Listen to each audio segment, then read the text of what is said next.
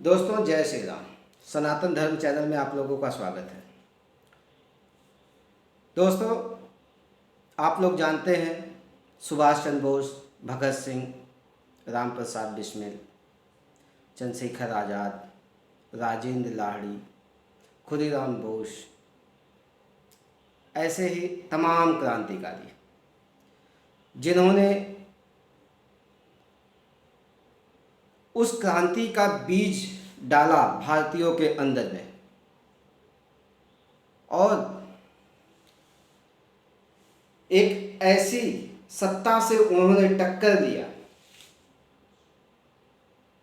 कि सत्ता की जड़ें तक हिल गई। आप लोग जानते हैं सुभाष चंद्र बोस का वह नारा, तुम मुझे खून दो मैं तुम्हें आज़ादी दूंगा और दिल्ली चलो। ये जो दो नारे हैं सुभाष चंद्र बोस के, अंग्रेजों के अंदर सिहरन पैदा कर दिए थे। क्योंकि सुभाष चंद्र बोस एक ऐसे क्रांतिकारी नेता थे जिन्होंने उस समय की सत्ता को इस प्रकार से ललकारा, इस प्रकार से चुनौती दी कि सत्ता मजबूर हो गई भारत को छोड़ने के लिए। और वह एक ऐसे व्यक्तित्व के धनी थे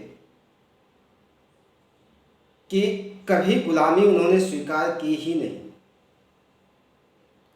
चाहे उनको नज़रबंद किया गया, वहाँ से वो भेष बदल के निकल गए, किस प्रकार से वो अफ़गानिस्तान होते हुए, रसिया होते हुए जर्मनी पहुँचे।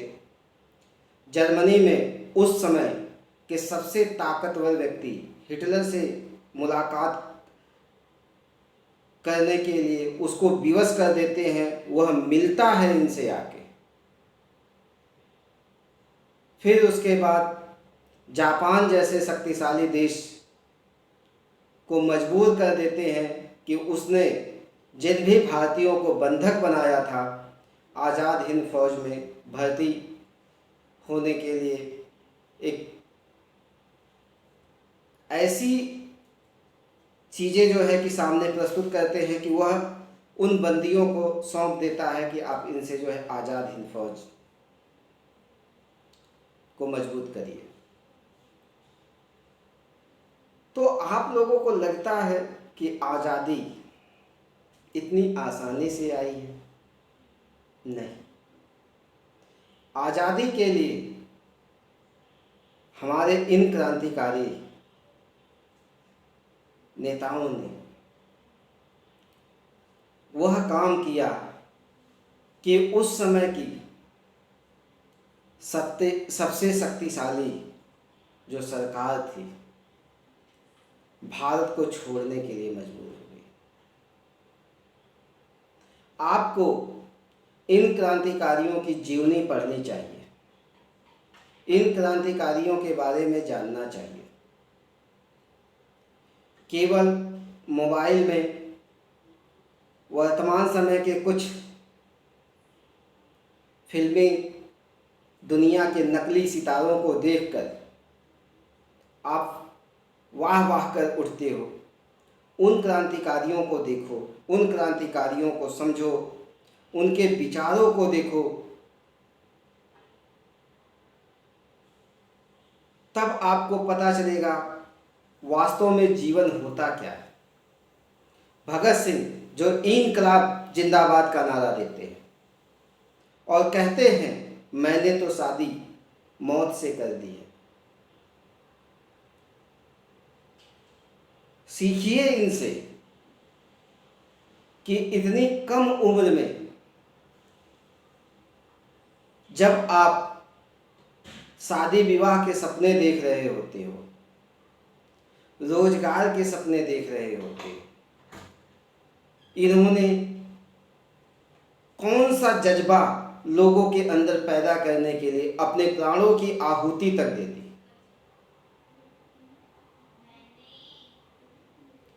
मिलिए इन लोगों से, इनकी जीवनियों के माध्यम से इनकी कहानियों के माध्यम से मिलिए, जानिए इनको। गांधी जी के बारे में अल्बर्ट आइंस्टीन कहता है कि आने वाली पीढ़ियां शायद ही यह विश्वास करें कि एक हाड़ मांस का पुतला कभी इस धरती पे पैदा हुआ हो। क्या था वो शख्स कि जिसने अपने कपड़े त्याग दिए,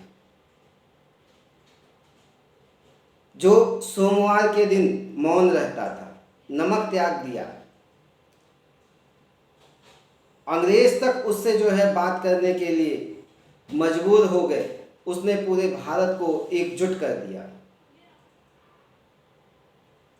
उस समय के प्रधानमंत्री, ब्रिटेन के प्रधानमंत्री उसको अर्धनंगा फकीर कहते हैं और कहते हैं इस कमबख्त बुढ़े ने, जब द्वितीय विश्व युद्ध चल रहा था उस समय की बात है, भारत छोड़ो आंदोलन भारत में चल रहा है, गांधी जी 21 दिन के उपवास पे बैठे हुए हैं और ब्रिटेन का प्रधानमंत्री कहता है इस कमबख्त बुढ़े ने हमारी नाक में दम कर दिया है। जब हम पूरे विश्व में जीत रहे हैं तो यह बुढ़ा हमें परेशान करके रखा।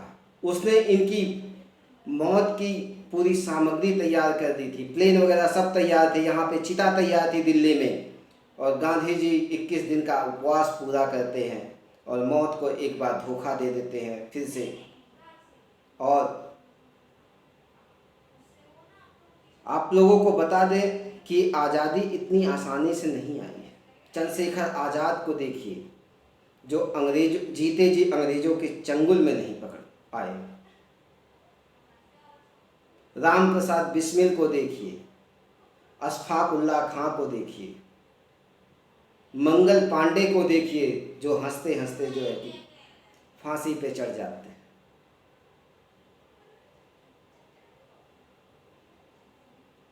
रास बिहारी बोस को देखिए, राजेंद्र लाहिड़ी को देखिए। इस तरह कितनी शख्सियत है आपके पास जिनको आपको जानना चाहिए, समझना चाहिए। और केवल एक दिन झंडा फहरा देने से आज़ादी नहीं आती। इनके विचारों को आपको अपने अंदर समेटना होगा। एक नई विचारधारा लेकर आपको जनता के सामने, देश के सामने प्रस्तुत करना होगा। केवल राष्ट्रवाद चिल्ला देने से कुछ नहीं होगा। जो आज़ादी हमें मिली है, वास्तव में ये आज़ादी बनी रहे, इसके लिए आपको निरंतर प्रयत्न करना होगा और नई पीढ़ी को, नए लोगों को अपनी संस्कृति बचाते हुए एक नया देश देना होगा, ताकि भारत फिर से विश्व गुरु बन सके। मिलता हूं मैं अगली वीडियो में आप लोगों से। धन्यवाद, नमस्कार, जय श्री राम।